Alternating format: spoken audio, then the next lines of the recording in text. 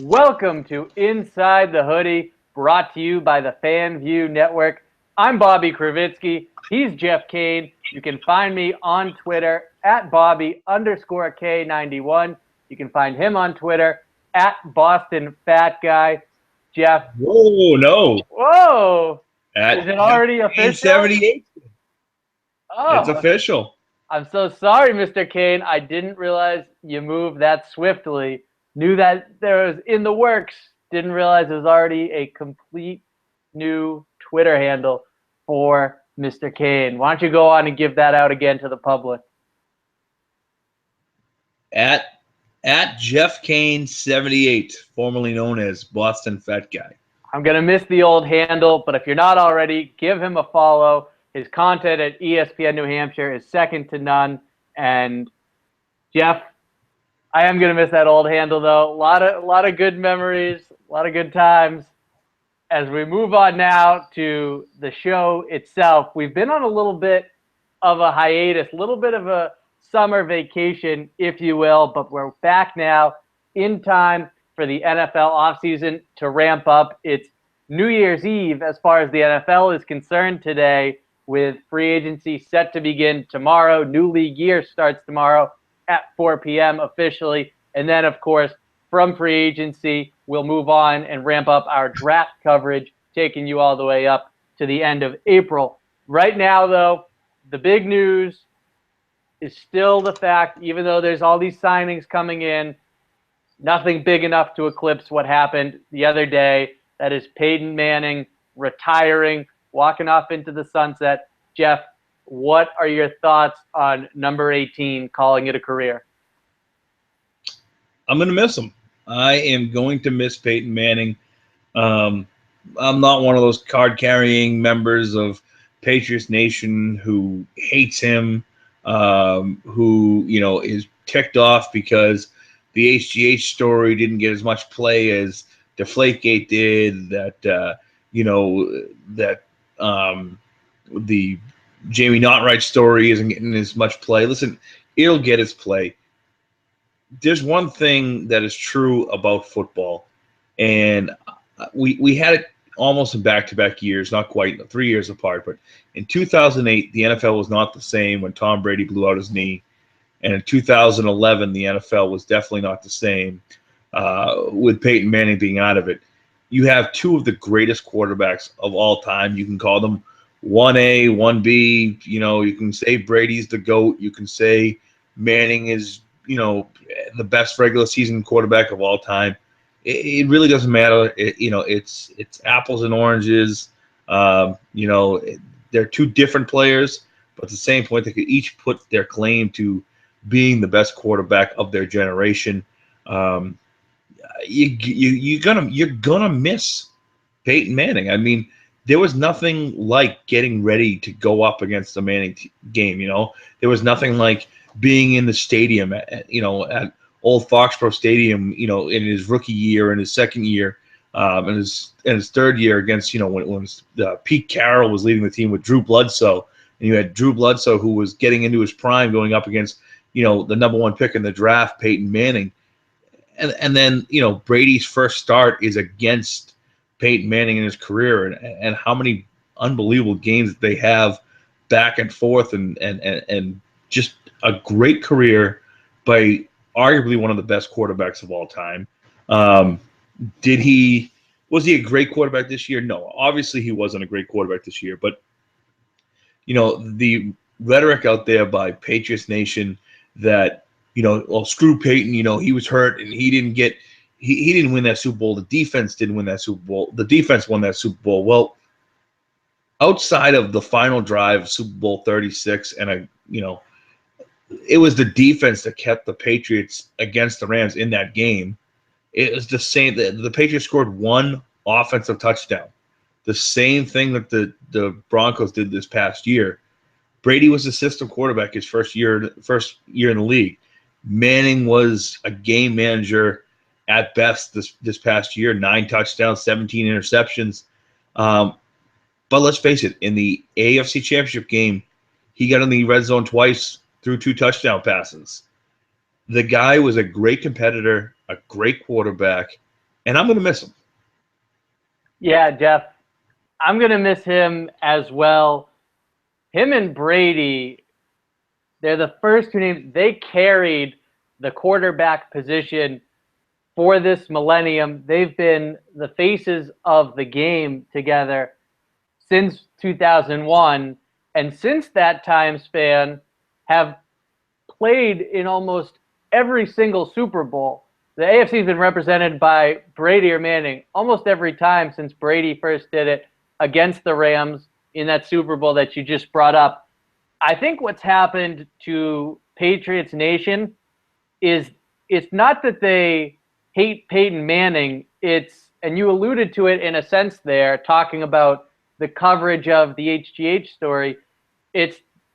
I think they're a bit frustrated with Peyton getting all the love from the media and then getting treated with kid gloves when something negative happens to him and there's a chance for some controversy surrounding him, and the media basically doesn't touch it or gives him the benefit of the doubt, and then they see Brady being treated differently. They want to stick up for their guy, and this version of Bird and Magic, it has them wanting to say, well, if you're going to treat Brady this way, you got to go at the other superstar the same way, and that's just not the reality of the situation. And what it seemed to do to a significant number of Patriots fans is rather than just channeling that frustration into how Manning's being covered, it's blown into I'm rooting for Peyton Manning to fail, and I can't stand this guy. When if you ever just listen to him, especially at the press conference yesterday, which was fantastic, he's an easy guy to like. And I know the scandal, the sexual harassment issue, that is a very serious issue, and there very well may be a side of Peyton Manning that we don't know that is, we didn't know about Tiger Woods and that he had this off the course persona until the incident happened. At least people from a fan perspective had no idea that Tiger Woods was like that because he did such a good job of protecting his image. And Manning has also done the same thing. So maybe that's indicative of the fact that there's more to Manning than fans realize. But at the same time, he was in college at the time, not to excuse it, but you got to assume that he's grown up from that incident and is a much more mature and different person than he was when he was at Tennessee in the mid-90s. So I just think, to bring it full circle, that this is someone who has made, from a Patriots fan perspective, he's made watching the NFL much more fun. It's given you much more juice as you watch Brady have to compete against someone who is also raising the bar simultaneously. And if you didn't have that, if you were just steamrolling everyone like you do the AFC East, then the novelty wears off after a certain time. It's just no longer fun to go and say, yep, we're going to win it. We know this going in, and we know this every single year. Where's the challenge? Where's the competition in that? And it was number 18 who provided that. It definitely was, and one of my favorite, I've mentioned on this program and other podcasts as well, is one of my favorite memories of being a Patriots fan was the 2004 playoffs and the Patriots beating the Colts on a really snowy day, or started to snow a little bit, but they won 20-3. And at the time, Manning is on every single commercial that there is out there. And at the time, they had a commercial where he was sitting there cheering on, a butcher, and he was going, cut that meat. And it's a great commercial. Exactly. And 70,000 New England Patriots fans strong when in the third quarter, when they were, the Patriots were starting to pull away and they were getting after him. The cut the meat was getting screamed everywhere. And, it really made the NFL a better place. And you really brought up a great analogy. While the NFL wasn't floundering the way that the NBA was during, Magic Bird, these two guys, have gone to 10 Super Bowls combined. I mean, that's unbelievable. They've won 6 Super Bowls, altogether, 6-4 in those Super Bowls. They've been to countless AFC Championship games. I mean, everyone sits there and talks about, oh, Manning's been, one and done 9 times, but he still was able to bring 2 separate franchises to the Super Bowl and win it with two separate franchises. I believe he's the only quarterback that has ever done that. I never want to see Tom Brady get the chance, and with his new contract, he probably won't.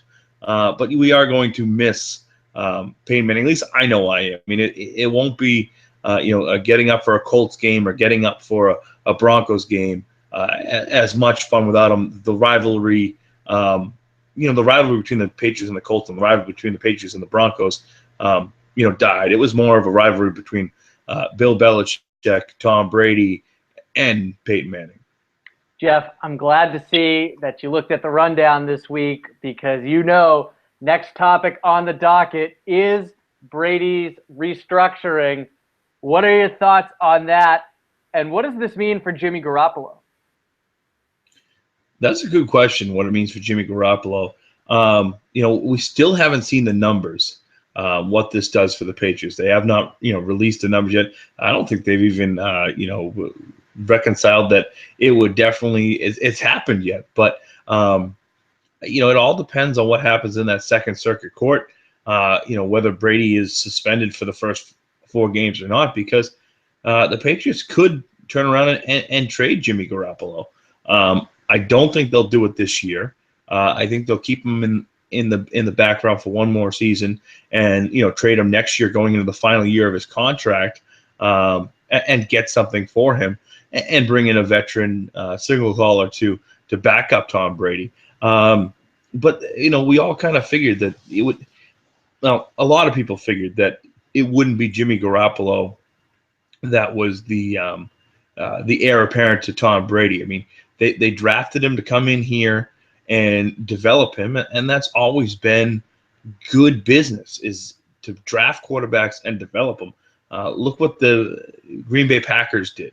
I mean, if you look at some of the players that were on the Packers roster for quarterbacks, you had Matt Hasselbeck, Mark Brunell, Kurt Warner, and Aaron Rodgers behind Brett Favre. All of them went on to, lead teams, and a couple of them led teams to Super Bowl victories and to the Super Bowl. So it's good business to develop quarterbacks. And the Patriots have developed 2 quarterbacks that started in the NFL last year. Actually, 3 quarterbacks, really, in Ryan Mallett, Brian Hoyer, and Matt Castle. And Matt Castle netted them a 2nd-round draft pick. Ryan Mallett netted them a 7th rounder that they're going to see this year. So Brian Hoyer didn't, but this is important things that you need to do, is you develop quarterbacks and you move on from them when you have to. Jeff, I would have to think that the asking price from the Patriots is going to be a 1st-round pick. Am I right on that? Do you agree? Or do you think that they'd be willing to come off that for perhaps a package of picks that's attractive, or maybe they'd settle for a high 2nd-round pick? Well, I think when you look at it, and I don't think there's a team in the NFL that's going to give you a 1st-round draft pick for a guy that hasn't proven anything. For some reason, Patriots fans think that Jimmy Garoppolo is the next coming of Tom Brady because he threw a couple deep passes to Brian Timms, in the preseason. He's got a good spiral, but this is against guys that are working next to me every day. These are against guys that are in paint in your living room now. Jimmy Garoppolo was, when they drafted him, he was a raw talent. He's made strides, but I don't think any NFL team is going to go out and give him a 1st-round draft pick. I think what you could see if the Patriots were to move on from Jimmy Garoppolo, that they'd be more than happy if they got a 2nd-round draft pick that was high in the draft pick. I mean, he was number 62 overall, I believe.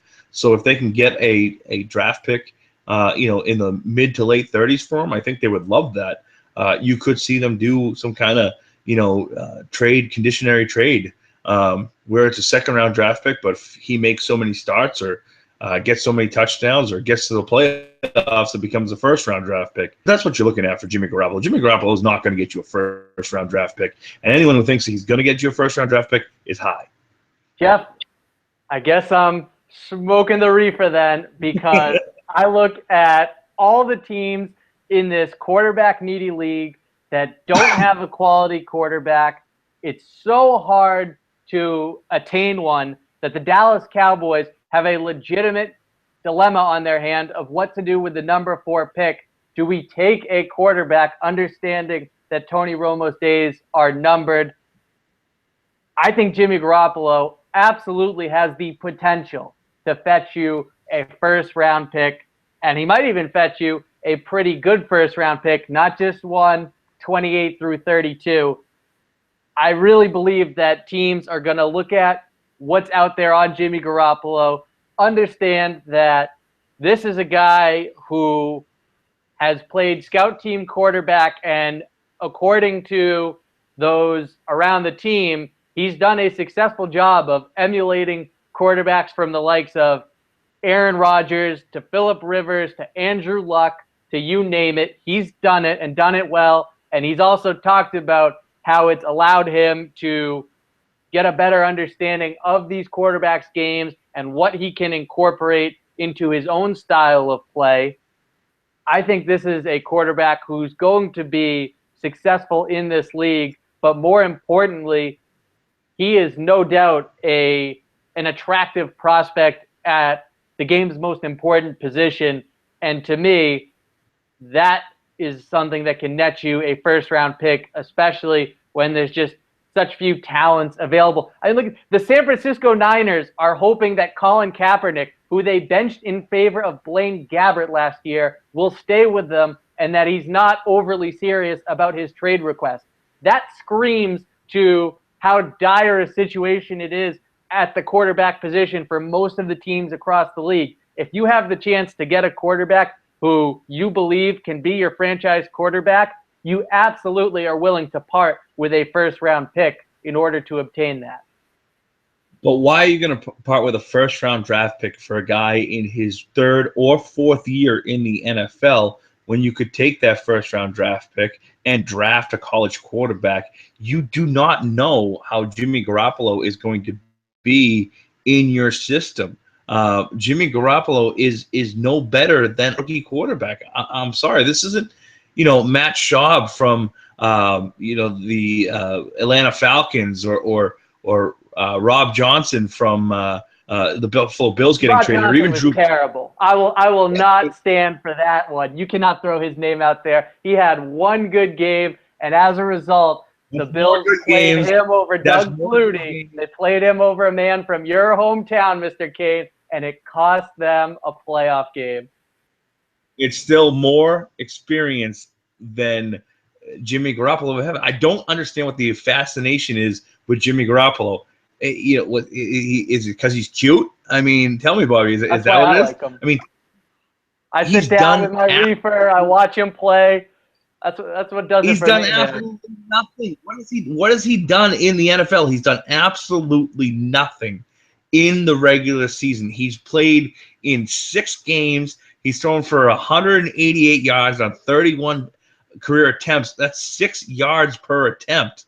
That's not good. And he had one mop-up duty where he was 7 for 10 for a touchdown. That was his only touchdown he ever threw was to Rob Gronkowski against Kansas City when the game was way out of hand.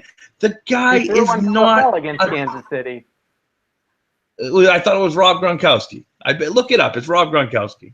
No, when LaFell took off on Monday Night Football at Arrowhead, yeah, it was a short pass, and LaFell did most of the work, but he got to the house, and that's a touchdown pass, my friend. But anyways, the great thing about this is the fact we have smartphones, and I can look up the game book from that game, and I'm willing to bet a lot of maybe I'll bet you a night out on the town of a couple cocktails that touchdown pass was to Rob Gronkowski. I'll put a couple of peak brews on it. Brandon LaFell scoring a touchdown. I'm looking it up. So I wish I could cue talk. up the Jeopardy music right now, but instead I'm going to address the meat of your argument right there. Listen, let's get very specific here. If you're willing to make that trade for Garoppolo, it's because you believe that he can and will be a fit and a success in your system. And secondly, while if you have a top 5 pick, you can probably get a quarterback that you feel has a higher ceiling than what Garoppolo has. But if you were picking 16th, for example, if you're in the middle of the first round, then it becomes a lot less certain, and you're probably willing to come off that first round pick, which was most likely not going to be spent on a quarterback, in order to obtain one in Jimmy Garoppolo. And for example, looking at this draft class, listen, there's a lot of potential. There's no telling what Carson Wentz and Jared Goff and even Paxton Lynch are going to become one day. But when I look at those three, I would rather have Jimmy Garoppolo than all of them. And I happen to like Wentz and Goff a lot. But I would take Garoppolo over any quarterback in this draft. And I believe that if you put Jimmy Garoppolo of today, who's had time to adjust to the NFL level and continue to refine his game, if you put the Jimmy Garoppolo of 2016 into this draft class, I think it's a no-brainer that he is the top quarterback on the board. Now, it's 6-1, half dozen the other. The way I look at it right now, unless Josh McDaniels gets a head coaching job or, Matt Patricia gets a head coaching job, Jimmy Garoppolo is an unknown just as much as the other guys was. And by the way, you owe me a couple beers because with 7 minutes and 25 seconds left to go in the fourth quarter of that Monday night blowout, Jimmy Garoppolo threw a 13-yard touchdown pass to Rob Gronkowski. He never threw one to LaFell? LaFell pass was from Tom Brady at Brady was still in the game at that point. Of the 3:26 mark of the third quarter. Never doubt me, brother. Come on now. You should know this by now. We've been broadcasting together for 3 years. You don't think I have like a photographic memory of this crap? Mr. Kane, I owe you a few peak brews. That works. That works for me. I like it. If you've been a loyal follower of the two of us and listened to us since our Patriots Beat podcast days, you get why that's funny. If you're new and you've just joined us as we ventured out onto Periscope with Inside the Hoodie and joined the FanView network, well, I'll fill you in on the joke, as Peak Brew used to be one of our sponsors back in the day. It's a delicious beer. I do highly recommend it. We're just not getting paid for you to go out and try them anymore. Jeff, as we move on now, Rob Gronkowski, Patriots, no-brainer. They pick up his option. Then a short time after that, the Colts, in classic Ryan Grigson fashion, massively overpays for Dwayne Allen, perhaps in part because it seemed like the Patriots were one of the teams linked to having interest in Allen. Maybe that did have something to drive up the price. Maybe that didn't have anything to do with it. But after seeing what Allen got, which was over $29 million, Gronkowski tweets out, quote, "If you think about it, that option pickup basically equals pay cut the next 4 seasons." Bunch of emojis.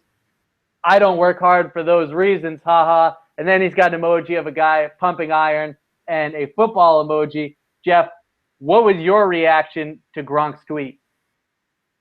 I didn't take it really seriously. I think Bleacher Report, someone came out and said that it's going to be hard for the Patriots and Rob Gronkowski to come to terms. Listen, he signed the contract. It's got another 4 seasons on it. It is a pay cut. If you really look at it, his cap number drops to $2.25 million this year. Then it goes up to $4.5 next year before it's $8 and $9 million in 2018 and 2019. So, on the cap, it's a pay cut. It's a lot less money than Dwayne Allen's going to make. Even Greg Olsen, and the tight end for the Panthers, came out and said something along those lines. So, yeah, it is a pay cut in a way where he's making less this year if he didn't get the option picked up and he was a free agent. There's no doubt in my mind he'd be one of those rare position players that made $15-16 million a year. He's not. Patriots got him at a good bargain right now. They invested some money in him when he was still kind of unproven with injury issues, and it definitely worked out. They also invested some money in Aaron Hernandez before things happened. That didn't work out. And while Dwayne Allen would have been a nice pickup for the Patriots, he had 16 catches last year. So another tight end for the Colts I wouldn't mind seeing, and Colby Fleener. That gives you that move tight end. Maybe they go after him. Don't expect the Patriots to do that, but I take Gronkowski's tweet with a grain of salt. I think he likes playing here. I think he likes playing for, and catching passes from Tom Brady. And it's no coincidence to me that Tom Brady's contract now coincides with Rob Gronkowski's contract, keeping them together for the next 4 seasons. Jeff, there's no reason for Gronkowski's tweet to get the reaction that it is, as Patriots Nation seems to be up in arms about it. However, I do think he's only half kidding, because he looks at the market, says, I'm the best tight end, and here's another guy who's going to be getting paid more than I am. I think this is headed to a point in a couple seasons where Gronk is going to look to come back to the table and ask the Patriots to rework his deal. And he does not strike me as someone who is willing to pull a Logan Mankins and go to the mat in order to get his money. So it really becomes a question of how much leverage does he have in an amicable negotiation, in a friendly negotiation, where he's looking to get a new contract or an extension that will pay him handsomely, top of the line dollars. That's never been the Patriots' MO. This is a very different type of player that we're talking about here. And it's curious to see if, in fact, he does come back to the table to rework his deal in a few years, and how the Patriots approach that, given the fact that they're the Patriots. And also the fact that this is a superstar tight end. He's one of the best offensive players in the game, but he also is one who has had some severe injuries, including all the way back in college with the back problems. So it would be interesting to see how those negotiations unfold, and if they reach a new contract, what stipulations the Patriots want put in there. At that time, Jeff, of course, we will have Miguel Patscap on to talk about that and get all the specifics, but it'll be interesting to see how this unfolds in the future with Gronk and his contract, because he has every right to want more money, looking at what the market is for some of the better players at his position, and some guys who can't even hold Gronk's jockstrap now getting paid more than he is. You talk about a target there in Colby Fleener, who we both agree, unrealistic, not going to happen, too much money. A guy who came loose today from Denver is Owen Daniels. I know that's not a player to write home about, not someone that's going to really excite this fan base, but at the same time, reliable hands, solid pass catcher.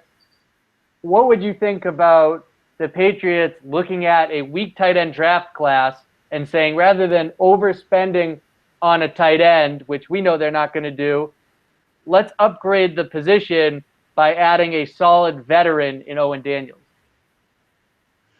Wouldn't be too surprised. I don't know if it'll be Owen Daniels that they go after. Obviously, tried to do it last year with Scott Chandler, and it did not work out for whatever reason. Maybe he had 20 catches on the season.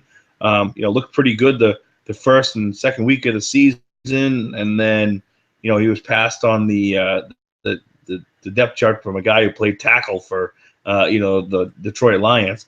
I had always thought that, and he's going to be signing with the Baltimore Ravens, but I had thought bringing back Ben Watson would have been a great play by the Patriots. I always liked what Ben Watson brought. I wouldn't be too surprised if the Patriots did bring in, some kind of tight end this year to obviously help. Don't forget they do also have A.J. Derby, who they drafted last year out of Arkansas, who they had very high hopes for coming back this season. So he could be someone that could definitely do some things. Obviously, tight end is on the list as you're not going to go into this season with Rob Gronkowski and Williams being the only two guys that you have out there. So I wouldn't be too surprised if they either drafted one or brought in one as a free agent. Yeah, just my problem is that it's a weak draft class. Now, it only takes one, but are you really willing to spend your second-round pick to get one of the better tight ends in this draft class? I'm just not sure. There's not a lot of talent overall at the position in this draft class, and there's certainly not a lot of quality depth to it. So it seems like the route they would have to go is free agency. And while you mentioned A.J. Derby, he could certainly have the potential to be a contributor at tight end next season. You can't just go in with these three guys, Williams being the other, and consider yourself set at tight end. So I think they've got to look to the market, and it's starting to thin out now with, you mentioned Watson going to Baltimore, Dwayne Allen returns to Indianapolis, Fleener's not realistic, Antonio Gates, it seems like he is most likely returning to San Diego, Ladarius Green, not sure what that's going to mean for him, but at his age, he's going to want top dollar, presumably. So I'm just not sure who the right fit is for New England. And I think that's why Owen Daniels does make a lot of sense. He can play move tight end. No, he's not as athletic or as quick as someone like Aaron Hernandez, all jokes aside, when that name comes up. And he's not quite what Patriots fans might be looking for, but I think he's a realistic target and would be a pretty good acquisition based on who's out there and what the draft is looking like at tight end. Jeff, now we segue to – go ahead. Real quick, because there are a couple of the names out there that I wouldn't mind the Patriots going after. One's a little more unrealistic, was just cut by the Rams, and Jared Cook. I could see them, that would be a great guy. But the guy that I'm looking at is Garrett Graham from the Houston Texans. Obviously, he has some familiarity with a Patriots-type system in Houston. It's a guy that they could maybe go out and get. And, hey, maybe they roll the dice. There were rumors going into the 2010 draft that the Patriots were looking at Jermaine Gresham out of Oklahoma. He's a free agent as well. He's kind of been not a bust in the league, but not an upper echelon tight end. Hey, you get two of the best tight ends in the 2010 class. Why not go for it? I'll tell you why not, Jeff, because Gresham, just like Jared Cook, has durability concerns. Scott Chandler did not have those issues, and he couldn't hold up. Yes, he's older, but you don't want to sign guys with the medical red flags that Gresham has, and Cook has them to a lesser degree. He also is not a good run blocker and sometimes is not so reliable when it comes to holding on to the football. It's also fair to throw that label at a player who is near and dear to my heart, Brandon Jojo LaFell. I was crushed to see the Patriots part ways with him just a week ago. Mr. Kane, I know you have a different view on the matter. The floor is yours. You want me to actually talk about JoJo LaFell? Listen, just let me go to Phoenix real quick, but you go ahead. Yeah. The Patriots caught lightning in a bottle with Brandon LaFell in 2014. He raised his level up and played extremely well. Now, you're going to sit there and say, well, he was injured this year, and it was mental that he dropped the ball. Well, that's the problem. It was mental. The guy can't play. The same problems that came up in 2015 were what you saw in 2011, 2012, and 2013 in Carolina. Go look it up. Go watch the tape. The guy dropped the ball. It took him 6 weeks to get on the same page as Tom Brady in 2014. Then he had a great, unbelievable playing above his head. And, he was at best a second or third option for the New England Patriots. He was never a number one option. Once you took Julian Edelman out of there, he wasn't a number two receiver. He's a number three at best, and they benched him in the AFC Championship for Keyshawn Martin. I understand. Listen, no one wanted him to succeed more than I did. You want to see these guys succeed, but I mean, he reverted back to exactly what he was in Carolina.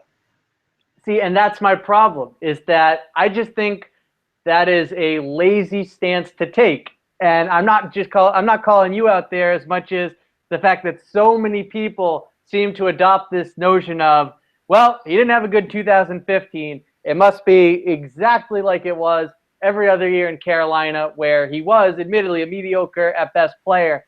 That's not the case. You said go back and look at the tape. I encourage anyone with that point of view to do the same, because you'll see how stark of a contrast there is.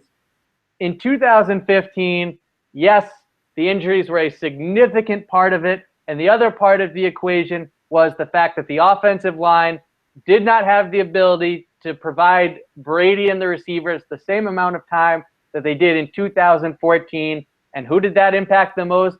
The guy who it takes the longest to get open. That's Brandon LaFell. That's not just a factor of the fact that he doesn't have top-end speed for the X position. It's also a factor of the routes that he's being asked to run. And from a guy who takes shots at Josh McDaniels all the time, I think that you, better than anyone, could understand that he misused Brandon LaFell last season, trying to make him into a home run threat when it was so obvious, even after the first experiment with it, that it's not his game and it wasn't going to work. And they kept trying it and it kept failing. And it grew to the point where he got benched for Keyshawn Martin, because between the injuries and the offensive line and the fact that he was being misused, it all just came crumpling down. But it was very different than how Brandon LaFell looked in Carolina. The drops was the only part of it that stayed the same. The drops happened in Carolina. Hold on, Mr. Kane. The drops happened in Carolina and New England, both due to mental reasons, but they were different mental reasons.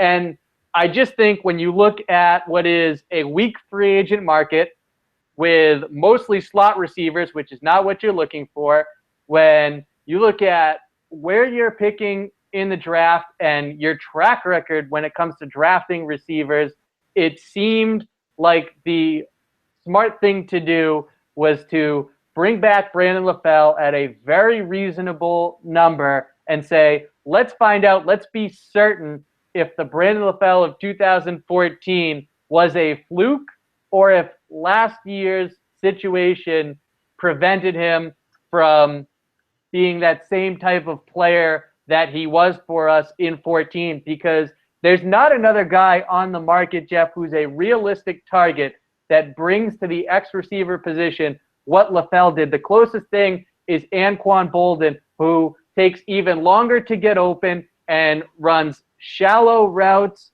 It's just entirely different than what LaFell did. What LaFell did for them in 14, and you know this to be true, was exactly what they had been missing for so many years in this offense. And I just don't look at last year and say there's not a chance that he can regain that form of 2014 in 2016. I understand where you're coming from, but it goes more than just the drops. It's the target percentages. I mean, let's face it. He had 74 targets last year and only caught 37 passes. That's 50%. Go through his career. 2007, his rookie year, 77 targets, 38 receptions. I don't do math that quick, but that's about 50%. In 2011, it gets a little better. 56 targets, 36 receptions. That's a little better. 2012, 76 targets, 44 receptions. He's around that 60% mark. 2013, 85 targets, only 49 catches. 2014 was, a difference where he had 74 catches on 119 targets. it's still not that great. It's still not a advantage. And last year, as I said, at 50%, I understand, and I've said it over and over again, and I haven't said it here. I've said it, in chats when we've done it, is that I don't believe the Patriots need someone to take the top off the ball, but they do need a David Givens-like player, a David Patton-like You once player who compared could be. LaFell to David Givens on these airwaves. I did, and just like David Givens, the course has been run with Brandon LaFell. Well, it was run with David Givens over financial issues, not over performance issues, and with exactly what the same thing here. It's financial issues. It's financial issues. It's the no, reason that they is cut him. such a They cheap cap hit. 3.2 million.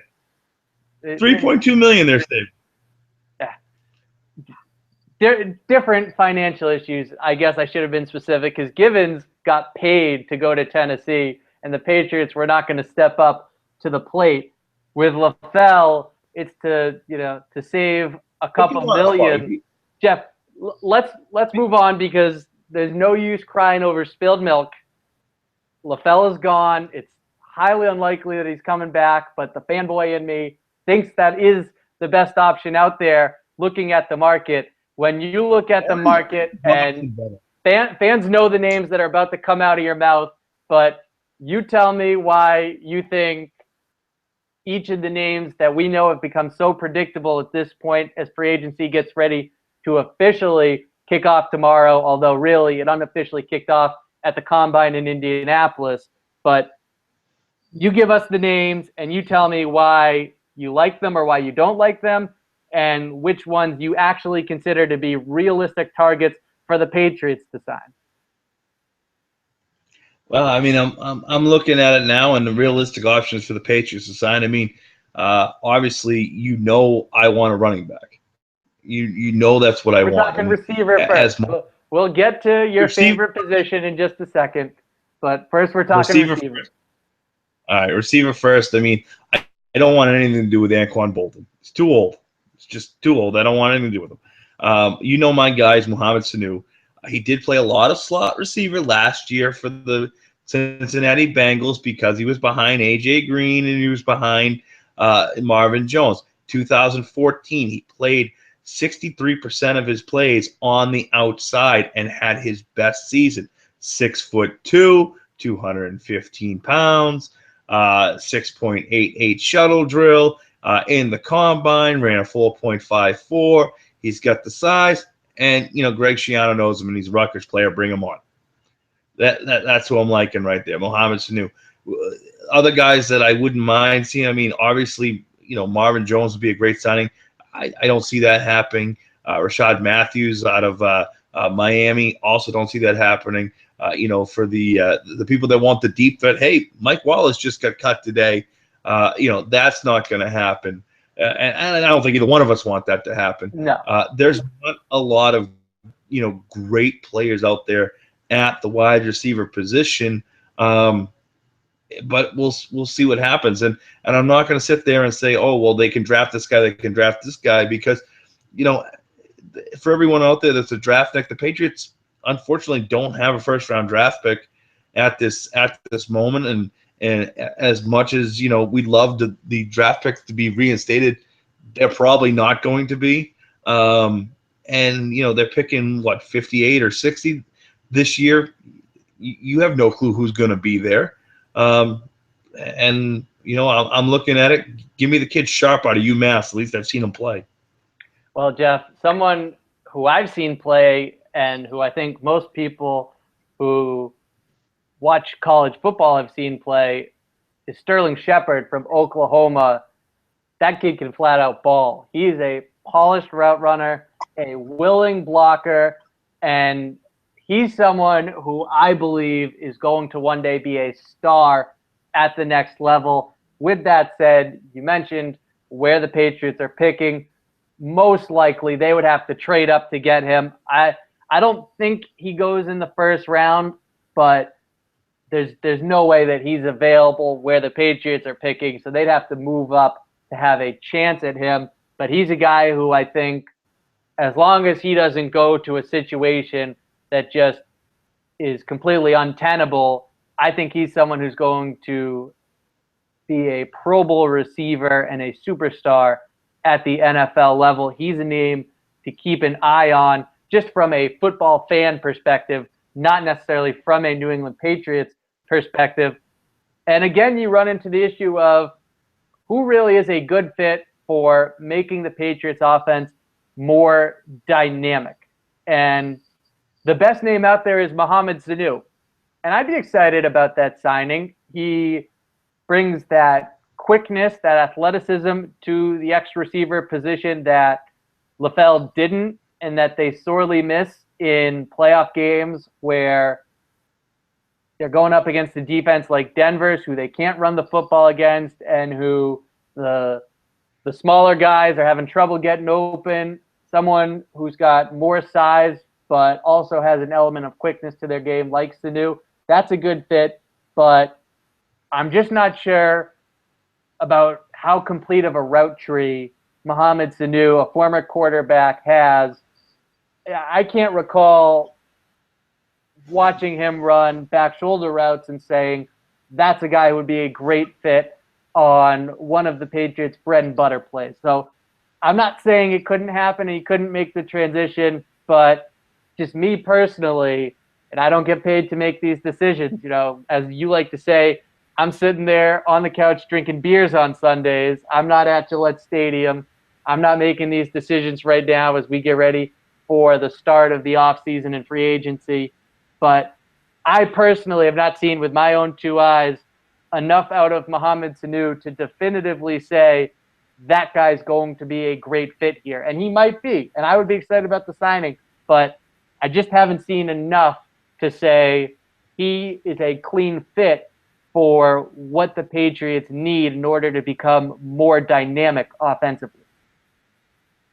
And I agree with you there, Bobby, because you don't know. And going back to your boy Jojo LaFell, I don't think any of us thought in 2014 that he was going to be the ideal fit. I know myself wanted Emmanuel Sanders, and then after 2014, I'm like, well, they made the right choice, and then the cream rises to the top. This year, and Sanders is a better wide receiver than Brandon LaFell. A name out there, and listen, the Patriots have done this over and over again.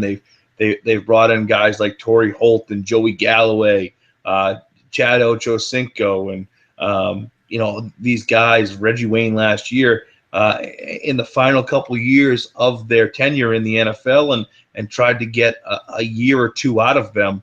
A guy like Andre Johnson, who was cut by the Colts, obviously he isn't the same wide receiver that he was, but it does fit the mold of what the Patriots have done in the past in bringing in an older veteran to see if they can get anything out of him. Let's face it, there's a couple positions the Patriots just do a bad job with, and that happens to be, the wide receiver position, bringing free agent wide receivers in here. They do a bad job. If you really look at it, they had success with Randy Moss and Wes Welker, two guys that they didn't bring in a free agency but traded for, and really changed the offense to bring them in here. And a guy like Danny Amendola, he has been a phenomenal fit for this offense. And it's funny, if you look at halfway through the 2014 season, if you said you're going to cut one of these guys at the end of the 2015 season, is it Amendola or is it LaFell? I think every one of us would have said Amendola, but Amendola makes the plays when he has to, and he's done it. And unfortunately, you're right. They need an X wide receiver. I don't know if that's going to be Keyshawn Martin or if there's someone else that's going to be brought in here. But they definitely need an X wide receiver. They need that more than anything outside of running back. They do, and I would hope that the Patriots would have learned their lesson from trying to take a flyer on players at the end of the career and watching so many of them fail here in New England for one reason or another, that they would not reach out to an Andre Johnson, who you could have watched him once last year in Indianapolis and seen that his career is over. Marcus Colston, headed in that direction, and he's on the back nine of his career, to put it mildly. So those are not moves that I think would be wise for the Patriots to make. It also, when you look at the Patriots' track record in free agency, Jeff, and I'll leave it alone after this, isn't that another reason that incentivizes you to hold on to Brandon LaFell? You're not going to change my mind on Brandon LaFell, man. You're just not. Sorry. You know what? What have you done for me lately? I'm not going after you. I'm going for the listeners, especially the ones who are in the middle. I want them coming over to my side. I need all the yes votes I can get here. As we get more primaries happening here, you're trying to get those yes votes to get going on there, and it's just not going to happen, buddy. It's just not going to happen. I think we've run the gamut on LaFell. Would he have been, the guy that they should have stepped up and signed and kept signed? Yeah, maybe. But this time last year, we were talking about Brandon Browner, and why are you not keeping Brandon Browner on this team? We knew right away. I think we were educating our listeners on why you weren't keeping Brandon Browner on this team. We knew that one. Exactly. We discussed it as soon as it happened. I think we even discussed it before it happened. I think we both said that Brandon Browner's option would not be picked up because without Darrelle Revis on the team, he made no sense.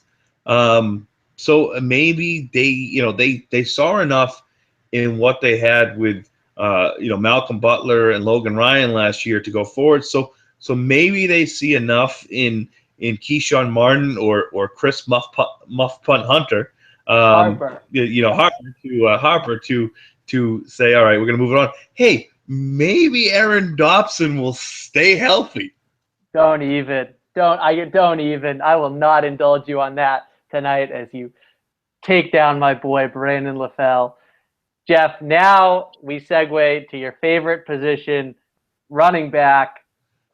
For a long time, I've been trumpeting Matt Forte, but my concern with bringing in Forte wasn't the money, because the Patriots are in a position where they can make a significant free agent signing, and at Forte, we're still talking presumably under $5 million, probably $4 million, something like 3 years, $12 million total for the length of the contract. But then Denver came out and gave a low tender to C.J. Anderson, Mr. Anderson. Jeff, I would love him in New England. He jumps Forte for me based on the type of running back the Patriots need. What say you? You just gave me the total Patsgasm, brother. And it fits one of those molds that the Patriots do. A guy that they just can't stop. C.J. Anderson ate them alive. In the game in November with the quickness around the corner. What he was able to do in the AFC Championship game. He's young. All they have now, they gave him a low tender. So the Patriots who have, the ability could go out there, sign C.J. Anderson to an offer sheet, and get him. And I would do it because, yes, he does not have the track record of Matt Forte, but he also doesn't have the mileage of Matt Forte. This is a guy that you could turn around and you could sign. And I didn't even look at him because I figured, it would be a high tender and you would have to pay a third or fourth round draft pick to get him. I didn't think the Patriots would be willing to do that. Now it's a low tender. There's no draft pick, compensation involved. You just have to go out there and put the money there. And Denver has two running backs out there in Ronnie Hillman, who I don't want anything to do with, and C.J. Anderson. And you have Gary Kubiak, who's going to be redoing his offense now, presumably with Brock Osweiler behind underneath center. And his man, Arian Foster, has been cut by the Houston Texans. Maybe that's why the low tender is in there. it's the legal tampering period. Maybe there's a conversation. You come back here. I made your career in my zone running scheme. You get a couple more years, and maybe they feel that's better. C.J. Anderson never quite fit the zone running scheme of Gary Kubiak last year, but I would love the guy here. Can catch the ball, can block, can run. I'd love him here, and that's why he won't sign here, because I would love him here.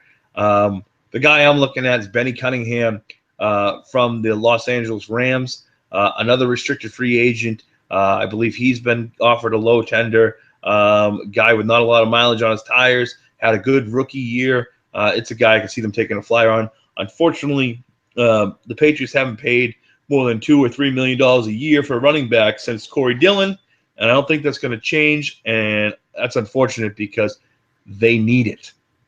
See, Jeff, I understand looking at the history of how the Patriots spend at the position, but when you look at how they've lost from 2007 through this postseason, the running game has always been a factor in that. It's been a combination of the running game and the offensive line.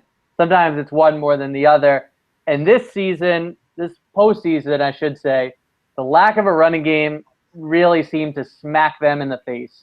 And that's why I think where you look at the Patriots are financially, when you look at some of the names that are out there, I think this is the time where you don't have to break the bank per se, but I do think that they're at least willing to spend more than they usually are at the running back position. And I also, Jeff, they need an upgrade from LeGarrette Blount, but I don't think it would be the worst thing in the world to bring him back along with another running back, whether that other back comes from the draft or is another inexpensive free agent. You look at the fact that you need someone you can line up short yardage situations when the defense knows you're going to run. And LeGarrette Blount's numbers, which I don't have in front of me, unfortunately, but if you want to get them, Rich Hill of Pat's Pulpit has posted them, so you can go check out his Twitter handle, or you can go check him out on Pat's Pulpit, because he has it. It's pretty impressive numbers for LeGarrette Blount in short yardage situations. I know people get all over the fact that he can't create for himself. He needs the line to create that hole so that he can get momentum going under that 250-pound bowling ball frame of his, and then he becomes a nightmare to bring down at the second level. But short yardage situations, he's been pretty reliable for them. He was having a pretty good second half of the season and having as one of his best games of the year in Houston before the hip injury. And that's, of course, a concern too. But I really wouldn't mind seeing Blount be brought back into the mix. I wouldn't mind Blount being brought back in the mix. Whether or not they decide to do that, obviously he enjoyed his time here. Obviously, the Patriots thought enough about him that last season, 2014, after he was, they went out and they signed him, and didn't just sign him to a one-year deal, but signed him to a 2-year deal. Obviously, we both believe that they need a running back, and we look back and we say everything from 2007 on, and I've written articles about it. It's been a lack of commitment to the running game, but it's always been a lack of commitment to the running game since they changed their offense after the 2006 season. It's been a lack of running game ever since Josh McDaniels, and then Bill O'Brien took over, and they decided that just put the ball in Brady's hands and win. They haven't gone out and got a running back. Now, if you want to look at trends and stuff like that, the last time the Patriots had such a bad yard per carry was after the 2003 season, the year that they won the Super Bowl with Antoine Smith and Kevin Falk averaging about 3.4 yards per carry. They went out and traded for Corey Dillon. The Patriots could make a trade here as well. And I've been on record as saying that without the first-round draft pick, I wouldn't be surprised if the Patriots were active, moving around that draft board and trading players, trading for players like they did in the 2007 offseason, when they traded for Wes Welker and Randy Moss, and really only had a couple draft picks to work with that year. They also have a significant amount of compensatory picks to fall back on. Those cannot be dealt, so they got to keep those no matter what. So I do like that idea, and it'd be interesting to see if they trade for a running back if they're not so appealed by what's available on the market. But I do look at Matt Forte, Jeff, as an excellent option, even though my concern would be, can you really rely on that type of a back on 3rd and 3 when you need to convert and get that first down in a postseason game, especially if it's on the road? I'm just not sure, because he's really not that type of running back. He's a phenomenal player, but that's not his strong suit. And then there's the obvious weaknesses of, if you just bring back LeGarrette Blount, one of them is predictability, that the defense knows what you're doing when he's on the field. And the other is the fact that he's not a guy that can make people miss on his own and create, especially at the first level. And when he's just getting the ball, he takes a while to build momentum and get ahead of steam going. But C.J. Anderson checks a lot of the boxes. So just like I've hitched my wagon to Brandon LaFell, I'm hitching another one to C.J. Anderson. I want to see that happen. Jeff, overall here, though, as we expand from just looking at the offense and from running backs and wide receivers, some people look at the moves the Patriots have made, including releasing Brandon LaFell, and they interpret this as New England gearing up to spend big this offseason. How do you interpret the moves that New England's made so far? I don't know if they'll spend as big as we all hope, because the track record says that they don't. However, the track record also says that if they lose to Peyton Manning in the AFC Championship game, they go out and spend, circa 2006 offseason into 2007, when they went out and signed Adalius Thomas. They traded for Wes Welker. They traded for Randy Moss, and then, of course, signed Dante Stallworth. 2013 offseason, where they went out and spent the money for Brandon LaFell. They went out and spent the money on Darrelle Revis and Brandon Browner, and then brought back, of course, Julian Edelman. They could go out and make some moves.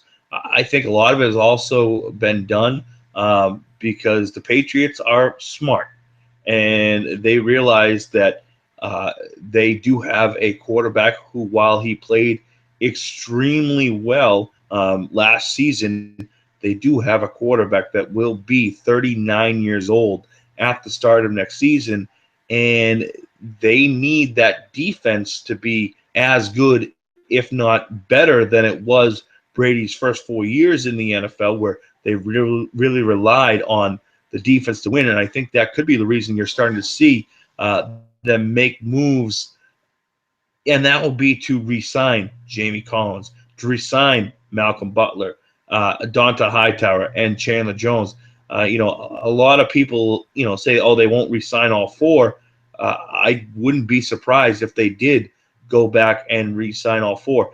Another reason the Patriots could go out and spend a little more money than normal on the free agent market is, you talked about the compensatory draft picks. The way it works out is how much money guys get on the free agent market. And in the past, like last year, you had Vince Wilfork out there, you had Akeem Ayers, you had Shane Vereen, and of course Darrelle Revis, guys who would bring big money contracts and allow you to get higher draft value and compensation picks. This year now, I mean, you have LeGarrette Blount and Akeem Hicks that are pretty much the only two players that would sign contracts worthy enough for a compensatory pick. So the Patriots might be willing to go out and say, all right, we're just not going to get any compensatory draft picks next year because we don't have the unrestricted free agents that are going to get signed elsewhere. So they may go out and make some moves Last I checked, they had about 16, 17 million under the cap on the books. That is before the Tom Brady extension, depending on what that does. Should And see that Gerard finalized by. That was my next thing. The Gerard Mayo, if the retirement papers are not in by 4 p.m. or 3:59 tomorrow, you could definitely see the Patriots out and out cut him to save the money as well. So the Patriots could be in good shape at about $20 million. Also, there's guys that they can renegotiate with. Danny Amendola, I'm sure there's been conversations about renegotiations with him as well.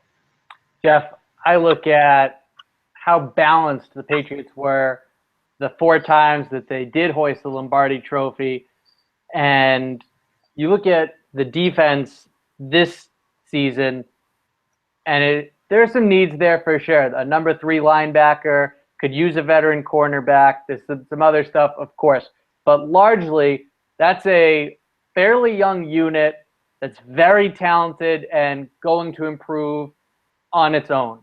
Then you look at how problematic the offensive line was, and you understand that Scarnecchia will help that situation, maybe not to the degree that some fans visualize that he's going to wave a magic wand and make it all better, but he's certainly going to help the situation. And an off-season, having a year under your belt is going to do a lot for the rookies and for Brian Storick as well. So that's a situation that maybe an outsider comes into the mix, but largely that's a group that's going to, again, improve on its own. But then you look at the 2 positions that we spent the most time talking about, receiver and running back, and you look at the fact that they created even more financial flexibility by restructuring Brady's deal. The numbers have obviously not been filed yet. Nothing's official, but you look at the fact that that's something they'd like to get done now. You look at them moving on from Brandon LaFell, basically saying, we want an upgrade at the X receiver position. I think they understand that they need to maximize their opportunities with the window closing. Tom Brady has been elite. He's been one of the best quarterbacks, and he's improved his game as he's gotten older, which is unbelievable. But the reality is still that he is getting close to 40, and Father Time's undefeated. So you don't know when it's going to happen or if it's going to be a gradual decline or not, but you got to maximize your chances while Brady is still playing at this level to get that 5th Lombardi Trophy and to have a shot at a 6th, a 7th, and 8th. So you look at the biggest needs on this team. Yeah, I said it. In order to bring that balance to the team that you had when you were successfully winning Super Bowls. And I think it becomes about spending this offseason. Spending big doesn't necessarily mean one player, because that's never been the Pats' MO. And quite frankly, it shouldn't be in a league where injuries are as common as they are. It is about the 53 and not just the top third. But they have got to upgrade receiver and running back. And if they don't do that, then it's hard-pressed to believe that all of a sudden this is going to be the one year where, unlike those other 11 years, unlike those other years in Brady's career where they didn't have a balanced team and they looked great but couldn't win a Super Bowl, that this year would be any different. Yeah, you're 100% right there, Bobby, because they need to do something. Not only they need to do something to help Brady on offense, and we've talked about the wide receiver position. We both mentioned Mohamed Sanu, another guy, another X-type receiver that I would really like them to go after is Ruben Randall from the New York Giants. A big guy who could do some things. Red zone threat wouldn't be bad. But I'm a broken record. I am. While they may not need a bell cow of a running back, they need to improve this running team and get to a point where they can consistently rush for 100 yards as a team. I've mentioned a stat on these airwaves many, many times before. In the 50 Super Bowls, there's only been Three teams that have gone out and won the Super Bowl that averaged less than 100 yards rushing per game during the season. That was Super Bowl 5 and the Baltimore Colts, Super Bowl 37, the Tampa Bay Buccaneers, and Super Bowl 46, and the New York Giants. All those are the only three teams that did not average at least 100 yards a game as a team and went on to win it. They need to do something, and I wouldn't be too surprised if the Patriots do a couple things against the wall to see what sticks on the free agent market with running backs. While it probably wouldn't be popular with Patriots fans, and I'm not sure he would do it because the Patriots didn't offer him an olive branch last year. Stephen Ridley is an unrestricted free agent, knows the system, former 1,200-yard rusher in here. Again, the Patriots didn't stick out a branch and say, hey, you tore your ACL, take some time, come back. We'll see what happens there. They still have Tyler Gaffney under contract. If he could ever stay healthy, we'll see where that takes us. But as much as I'd love to see a Matt Forte, I think we're both under the agreement that that's probably not going to happen. I think we both get Woodies. As Donald Trump would say, the size of my package is no problem if we're talking with C.J. Anderson coming here. So we'll see what happens. Free agency kicks off Wednesday at 4 p.m. I wouldn't expect the Patriots to jump in feet wet to start, but there are rumblings that they are at least behind the scenes trying to make some moves. Yeah, some rumors out there from a variety of people who cover the team that they've already had some veterans in for unofficial visits. So we'll see what free agency holds for the Patriots. Patriots fans, I once again remind you, cannot say this strongly enough, this is the worst time of the year to be a Pats fan. So just keep that in mind as the clock ticks down to 4 p.m. tomorrow afternoon. For Jeff Kane, I'm Bobby Krivitsky. That's going to do it for us this week on Inside the Hoodie. Shout out to the FanView Network. Shout out to everyone listening. We will be back in our usual time slot next Tuesday, 9 p.m. Eastern. Until then, thanks for listening and have a great week.